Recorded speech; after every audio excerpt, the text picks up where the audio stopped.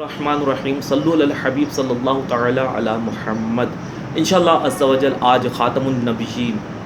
حضرت محمد مصطفیٰ صلی اللہ علیہ وسلم کا ذکر خیر سنیں گے۔ سید الانبیاء احمد مجتبیٰ حبیب خدا محمد مصطفیٰ صلی اللہ تعالی علیہ وآلہ وسلم وہ عظیم ہستی ہیں جن کی سیرت اور اوصاف کا بیان چند صفحات میں ممکن نہیں، بلکہ اس کے لیے تو ہزارہ صفحات بھی ناکافی ہیں۔ کسی شاعر نے کیا خوب کہا کہ زندگیاں ختم ہوئیں اور قلم ٹوٹ گئے، پر تیرے اوصاف کا ایک باب بھی پورا نہ ہوا۔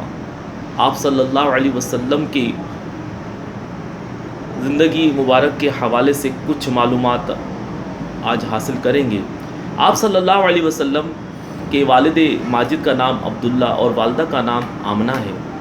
والد کی طرف سے نسب یوں ہے کہ محمد بن عبداللہ بن عبد المطلب بن ہاشم بن عبد مناف بن قصا بن کلاب بن مرہ بن کعب بن لبی بن غالب بن فہر بن مالک بن نظر بن کنانہ بن خزیمہ بن مدرقہ بن الیاس بن مزر بن نزار بن معد بن عدنان۔ والدہ کی طرف سے نسب یوں ہے محمد بن آمنہ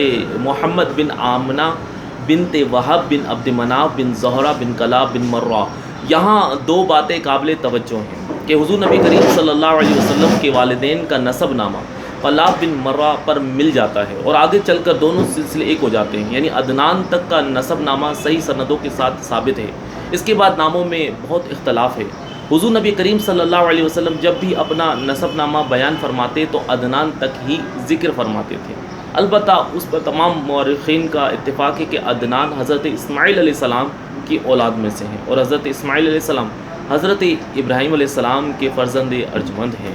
حضور نبی کریم صلی اللہ علیہ وسلم کا خاندان اور نسب عظمت و شرافت میں دنیا کے تمام خاندانوں سے اشرف و اعلیٰ ہیں، اور یہ ایک حقیقت ہے کہ جس کا آپ صلی اللہ علیہ وسلم کے بدترین دشمن بھی کبھی انکار نہ کر سکے۔ چنانچہ حضرت ابو سفیان رضی اللہ عنہ نے جب وہ کفر کی حالت میں تھے، بادشاہ روم ہرقل کے بھرے دربار میں اس حقیقت کا اقرار کیا کہ وہ فینا ذو نسب، یعنی نبی کریم صلی اللہ علیہ وسلم ہم میں سے اعلیٰ ترین خاندان والے ہیں۔ جب آفتاب رسالت کے طلوع کا زمانہ قریب آ گیا تو اطراف عالم میں بہت سے عجیب و غریب واقعات کا ظہور ہوا۔ چنانچہ اصحاب فیل کی ہلاکت کا واقعہ، ناگہاں بہاران رحمت سے سرزمین عرب کا سرسبز و شاداب ہو جانا اور برسوں کی خشک سالی دور ہو کر پورے ملک میں خوشحالی کا دور ہو جانا۔ پورا ملک جو ہے وہ خوشحالی سے بھر گیا۔ بتوں کا منہ کے بل گر پڑنا، فارس کے مجوسیوں کی 1000 سال سے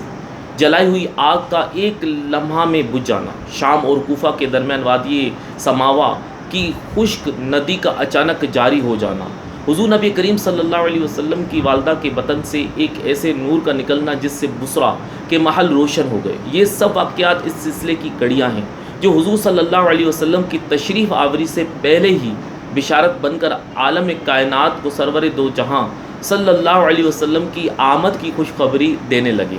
آپ صلی اللہ علیہ وسلم کی تاریخ ولادت سے متعلق مختلف اقوال ہیں۔ ان میں سے مشہور قول یہی ہے کہ اصحاب فیل کے واقعے سے 55 دن بعد 12 ربیع الاول مطابق 20 اپریل 571 عیسوی کو آپ صلی اللہ علیہ وسلم پاکیزہ بدن، ناف بریدہ، ختنہ کیے اور خوشبو میں بسے ہوئے مکہ مکرمہ کی مقدس سرزمین پر اپنے والد ماجد کے مکان عالی شان میں جلوہ گر ہوئے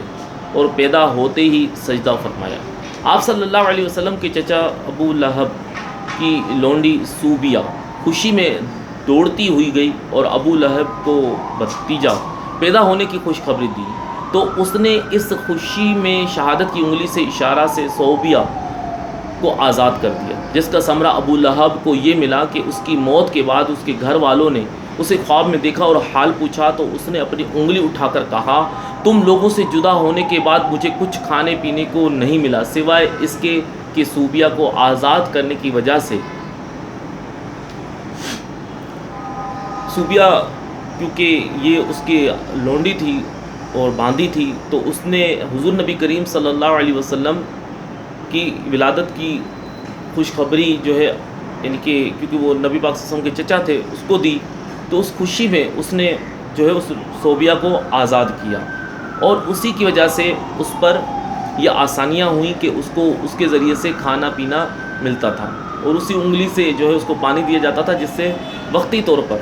اس کو راحت ملتی تھی۔ سبحان اللہ۔ حضور نبی کریم صلی اللہ علیہ وسلم کی ولادت کی خوشی منانے پر ابو لہب جیسا ازلی بدبخت اور بدترین کافر بھی اچھا صلہ ملنے سے محروم نہ رہا، تو اس مسلمان کا کیا حال ہوگا جو آپ صلی اللہ علیہ وسلم کی محبت سے سرشار ہو کر شریعت کی حدود میں رہتے ہوئے ولادت مصطفیٰ صلی اللہ علیہ وسلم کی خوشی منائے اور اپنا مال خرچ کرے گا۔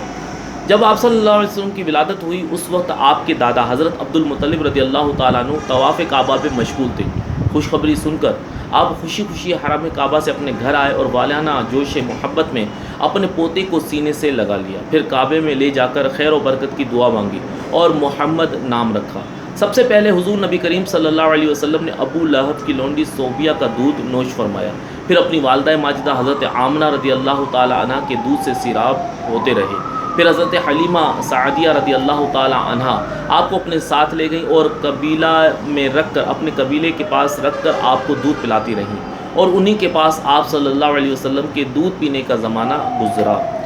آپ صلی اللہ علیہ وسلم کا جھولا فرشتوں کے ہلانے سے ہلتا اور جھولے میں چاند کی طرف انگلی اٹھا کر جس طرف اشارہ فرماتے چاند اسی طرف جھک جاتا، چاند جھک جاتا جدھر اٹھتی تھی انگلی مہد میں،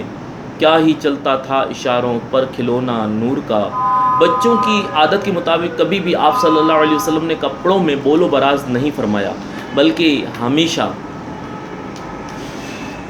ایک معین وقت پر رفع حاجت فرماتے۔ جب آپ صلی اللہ علیہ وسلم اپنے پاؤں پر چلنے کے قابل ہوئے تو باہر نکل کر بچوں کو کھیلتے ہوئے دیکھتے، مگر خود کھیل کود میں شریک نہ ہوتے۔ لڑکے آپ کو کھیلنے کے لیے بلاتے تو آپ فرماتے مجھے کھیلنے کے لیے پیدا نہیں کیا گیا۔ جب حضور نبی کریم صلی اللہ علیہ وسلم حضرت حلیمہ رضی اللہ تعالی عنہ کے گھر سے مکہ مکرمہ پہنچ گئے اور اپنی والدہ محترمہ کے پاس رہنے لگے تو آپ کی والد ماجد کی باندی حضرت ام ایمن رضی اللہ تعالی عنہ آپ صلی اللہ علیہ وسلم کی خاطرداری اور خدمت گزاری کرتی، یہیں آپ صلی اللہ علیہ وسلم کو کھانا کھلاتی، کپڑے پہناتی اور آپ کے کپڑے دھویا کرتی تھیں۔ جب حضور نبی کریم صلی اللہ علیہ وسلم کی عمر شریف 6 سال کی ہو گئی تو آپ کی والدہ ماجدہ رضی اللہ تعالیٰ عنہ آپ صلی اللہ علیہ وسلم کو ساتھ لے کر مدینہ تشریف لے گئے۔ حضرت ام ایمن رضی اللہ تعالیٰ عنہ بھی اس سفر میں آپ کے ساتھ تھیں۔ وہاں سے واپسی پر ابوا نامی گاؤں میں حضرت آمنہ رضی اللہ تعالیٰ عنہ کی وفات ہو گئی اور وہیں ان کی تدفین ہوئی۔ حضرت ام ایمن رضی اللہ تعالیٰ عنہ آپ صلی اللہ علیہ وسلم کو مکہ مکرمہ لائیں اور حضرت عبد المطلب کے سپرد کر دیا۔ دادا جان نے آپ صلی اللہ علیہ وسلم کو اپنی آغوش تربیت میں انتہائی شفقت و محبت کے ساتھ پالا، اور حضرت ام ایمن رضی اللہ تعالی عنہ بھی آپ کی خدمت کرتی رہیں۔ جب آپ صلی اللہ علیہ وسلم کی عمر مبارک 8 سال کی ہو گئی تو حضرت عبد المطلب کا بھی انتقال ہو گیا۔ ان کی وفات کے بعد آپ صلی اللہ علیہ وسلم کے چچا ابو طالب نے آپ کو اپنی آغوش تربیت میں لے لیا، اور حضور نبی کریم صلی اللہ علیہ وسلم کی نیک خصلتوں اور دل لبھا دینے والی بچپن کی پیاری پیاری اداؤں نے ابو طالب کو آپ صلی اللہ علیہ وسلم کا گرویدہ بنا دیا۔ اور ابو طالب کا بیان ہے کہ میں نے کبھی بھی نہیں دیکھا کہ حضور نبی کریم صلی اللہ علیہ وسلم کسی بھی وقت کوئی جھوٹ بولے ہوں، یعنی کبھی بھی آپ صلی اللہ علیہ وسلم کی زبان مبارک سے کبھی بھی کسی نے جھوٹ نہیں سنا، نہ ہی آپ نے کبھی بولا، یا کبھی کسی کو دھوکہ دیا ہو، یا کبھی کسی کو کوئی ایذا پہنچائی ہو، یا بیہودہ لڑکوں کے پاس کھیلنے کے لیے گئے ہوں، یا کبھی کوئی خلاف تہذیب بات کی ہو۔ ہمیشہ انتہائی خوش اخلاق، نیک اطوار، نرم گفتار، بلند کردار اور اعلیٰ درجہ کے پارسا اور پرہیزگار رہے۔ کاروبار کے حوالے سے نبی پاک صلی اللہ علیہ وسلم نے تجارت فرمائی۔ آپ صلی اللہ علیہ وسلم کا خاندانی پیشہ تجارت تھا۔ 13 سال کی عمر میں آپ صلی اللہ علیہ وسلم نے پہلی بار اپنے چچا ابو طالب کے ساتھ ملک شام کا تجارتی سفر فرمایا، جبکہ تقریباً 25 سال کی عمر میں بغرض تجارت حضرت خدیجہ رضی اللہ تعالی عنہ کا مال لے کر ان کے غلام میسرہ کے ساتھ ملک شام کا دوسرا سفر اختیار کیا اور خوب نفع کما کر واپس تشریف لائے۔ حضور نبی کریم صلی اللہ علیہ وسلم کے بچپن کا زمانہ ختم ہوا اور جوانی کا زمانہ آیا تو بچپن کی طرح آپ کی جوانی بھی عام لوگوں سے نرالی تھی۔ آپ صلی اللہ علیہ وسلم کا شباب مجسم حیا اور چال چلن عصمت و وقار کا کامل نمونہ تھا۔ اعلان نبوت سے پہلے بھی آپ صلی اللہ علیہ وسلم کی ذات مبارکہ بہترین اخلاق و عادات کا مجموعہ تھی۔ سچائی، دیانتداری، وفاداری، عہد کی پابندی، بزرگوں کی عظمت، چھوٹوں پر شفقت، رشتہ داروں سے محبت، رحم، سخاوت، قوم کی خدمت، دوستوں سے ہمدردی، عزیزوں کی غمخواری، غریبوں اور مفلسوں کی خبر گیری، دشمنوں کے ساتھ نیک برتاؤ، مخلوق خدا کی خیر خواہی، غرض تمام نیک خصلتوں اور اچھی اچھی باتوں میں آپ صلی اللہ علیہ وسلم اتنی بلند منزل پر پہنچے ہوئے تھے کہ دنیا کے بڑے سے بڑے انسانوں کے لیے وہاں تک رسائی ممکن نہیں ہے۔ کم بولنا، فضول باتوں سے بچنا، خندہ پیشانی اور خوش روئی کے ساتھ دوستوں اور دشمنوں سے ملنا، ہر معاملے میں سادگی اور صفائی حضور نبی کریم صلی اللہ علیہ وسلم کا خاص شیوا تھا۔ حرص، طمع، دغا، فریب، جھوٹ اور دیگر اخلاقی و معاشرتی خرابیوں سے حضور نبی کریم صلی اللہ علیہ وسلم کی ذات گرامی پاک صاف رہی۔ آپ صلی اللہ علیہ وسلم کی راست بازی اور امانت و دیانت کا لوگوں میں شہرہ تھا، اور مکہ کے ہر چھوٹے بڑے کے دل میں آپ صلی اللہ علیہ وسلم کے برگزیدہ اخلاق کا اعتبار اور سب کی نظروں میں آپ صلی اللہ علیہ وسلم کا ایک خاص وقار تھا۔ آپ صلی اللہ علیہ وسلم نے 4 سے زائد نکاح فرمائے، اور یہ آپ صلی اللہ علیہ وسلم کی خصوصیت ہے۔ کسی امتی کے لیے ایک ہی وقت میں 4 سے زائد عورتوں سے نکاح حلال نہیں۔ پہلا نکاح 25 سال کی عمر میں حضرت خدیجہ رضی اللہ تعالی عنہا سے فرمایا، اور جب تک وہ حیات رہیں دوسرا نکاح نہ فرمایا۔ ان کی وفات کے بعد مزید ان خواتین کو آپ صلی اللہ علیہ وسلم کی ازواج مطہرات بننے کا شرف حاصل ہوا۔ حضرت سودا رضی اللہ عنہا، حضرت عائشہ رضی اللہ تعالی عنہا، حضرت حفصہ رضی اللہ تعالی عنہا، حضرت ام سلمہ رضی اللہ تعالی عنہا، حضرت ام حبیبہ رضی اللہ تعالی عنہا، حضرت زینب بنت جحش رضی اللہ تعالی عنہ، حضرت